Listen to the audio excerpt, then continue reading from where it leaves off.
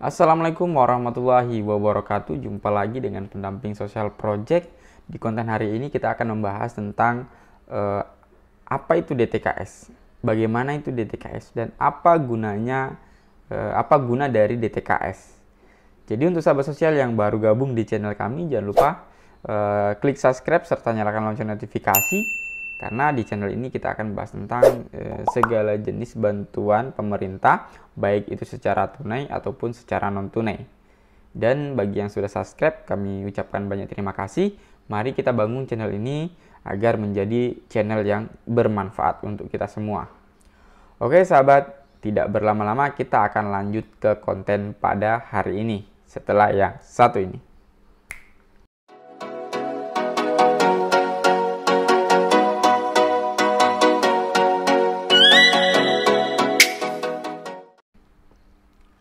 Oke sahabat, jadi kita akan membahas tentang apa itu DTKS. Mungkin banyak dari sahabat sosial yang masih bertanya-tanya tentang apa sih DTKS seperti itu ya.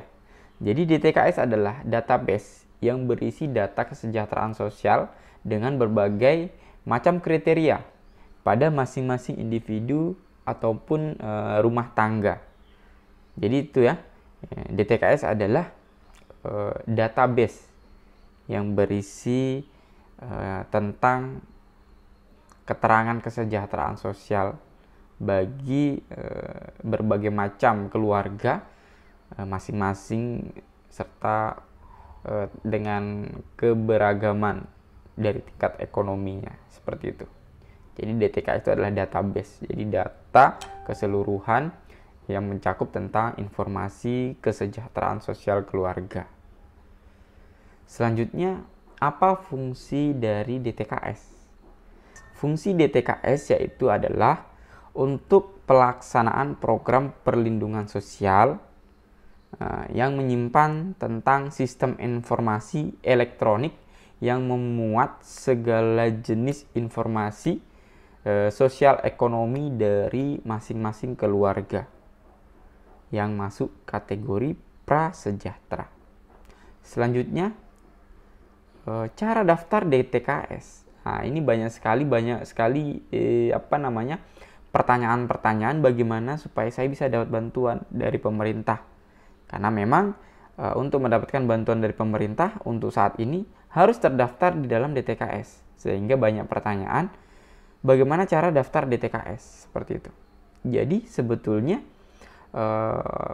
pendaftaran DTKS itu sebetulnya apa ya? Tidak ada. Yang ada hanyalah pengajuan dari pemerintah setempat, yaitu tingkat dusun ataupun desa. Persyaratannya seperti ini, atau model pengajuannya seperti itu.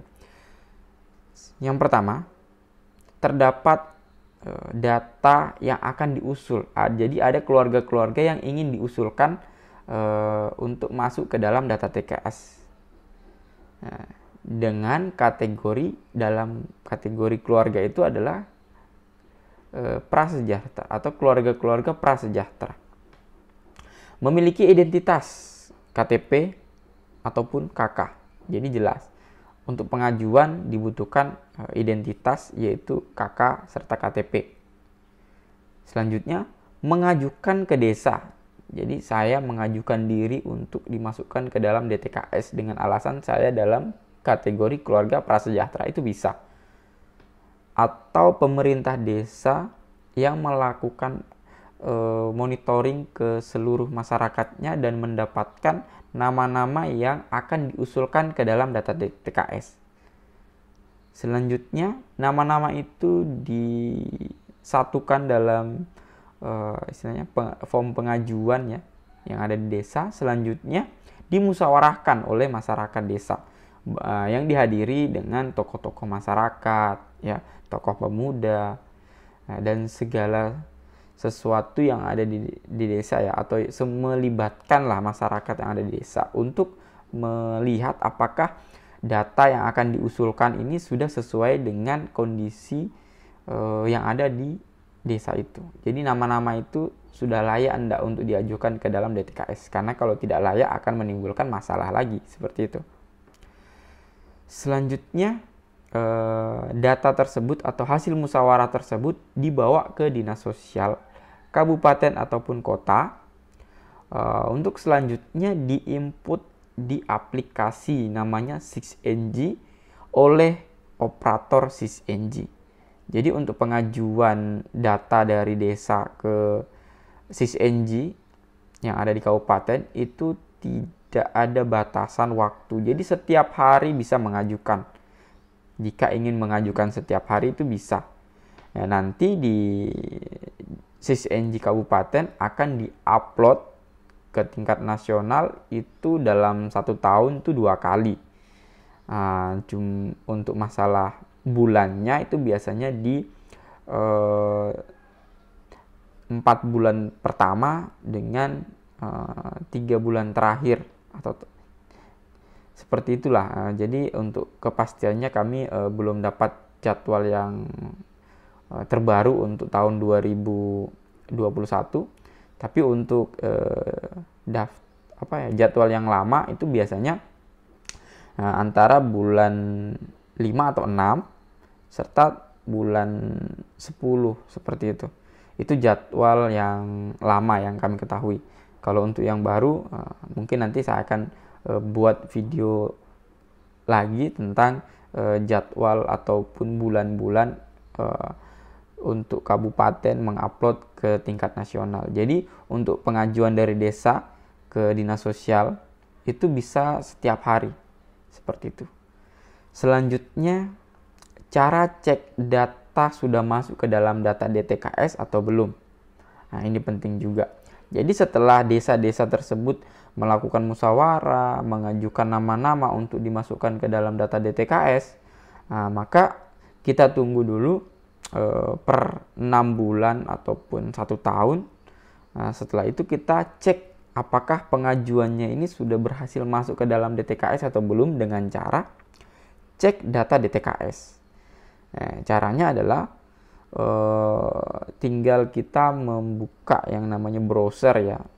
Browser itu adalah aplikasi ataupun web pencarian. Biasanya kita menyebutnya Google ya istilahnya.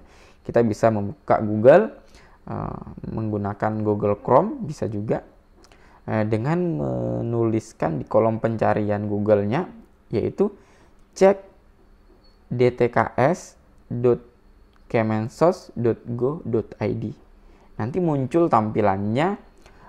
Di situ ada tampilan barunya itu istilahnya warna biru ya, secara kayak kotak begitu, ada kolom-kolomnya. Kolom pertama kita harus mengisi dari mulai kabupaten seperti itu ya, kabupaten, provinsi, baru kabupaten, kecamatan, nama desa ataupun kelurahan, selanjutnya nama sesuai dengan identitas yang dimiliki atau identitas yang ingin kita cari tahu apakah datanya sudah masuk ke dalam data DTKS atau belum. Setelah itu kita klik pencarian seperti itu. Jadi nanti jika datanya sudah terdaftar, maka akan muncul jenis bantuan yang diterima. Contoh ya, bantuan panganan tunai atau sembako, bantuan BST ataupun bantuan PKH. Terus statusnya bagaimana? Apakah menerima ataupun tidak seperti itu. Jika ya berarti dia menerima, jika tidak berarti tidak menerima. Dan ada statusnya, telah salur ataupun proses ya. Jika tersalur berarti bantuan itu sudah diterima seperti itu. Jika dalam proses berarti belum diterima tapi dalam proses pendistribusian. Biasanya banyak sekali proses yang tidak cair-cair itu dikarenakan identitas yang bermasalah, NIK yang tidak terdaftar dan lain-lain. Itu bisa diselesaikan juga di aplikasi SISNG yang ada di kabupaten. Selanjutnya apalagi? Dalam proses pencarian itu ada yang berhasil, ada yang tidak. Jadi yang berhasil itu muncul ya kolom dengan jenis bantuan, Terus ada juga yang tidak berhasil, muncul keterangan data tidak terdaftar atau data tidak ditemukan. Itu berarti pengajuannya belum berhasil. Dan cara untuk agar berhasil bisa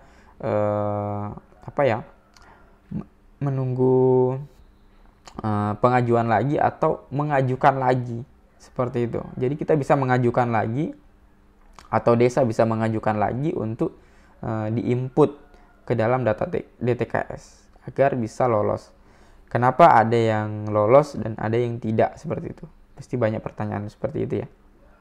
Jadi dalam pengajuannya itu dengan mengisi form ya, form kayak keterangan gitu, kayak status sosial ekonomi itu diisi semua, dari mulai memiliki kendaraan, memiliki kebun, makan dalam satu hari berapa kali, asetnya apa saja, televisi, tip atau yang lainnya, nanti diisi semua.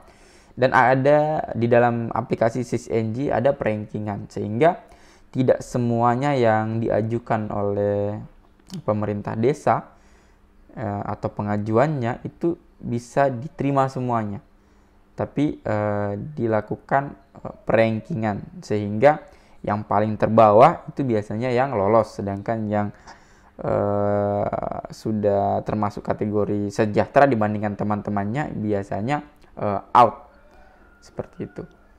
Jadi seperti itu sahabat, penjelasan tentang apa itu DTKS dan apa gunanya DTKS, seperti apa itu DTKS dan bagaimana cara daftarnya. Seperti itu, bisa ditonton kembali jika mungkin belum dipahami, seperti itu. Mungkin sekian dari saya, semoga bermanfaat. Dan untuk sahabat sosial yang baru gabung, jangan lupa klik subscribe serta nyalakan lonceng notifikasi. Dan kami ucapkan banyak terima kasih untuk yang sudah subscribe. Kami akhiri dengan ucapan wabillahi taufik wal hidayah. Wassalamualaikum warahmatullahi wabarakatuh.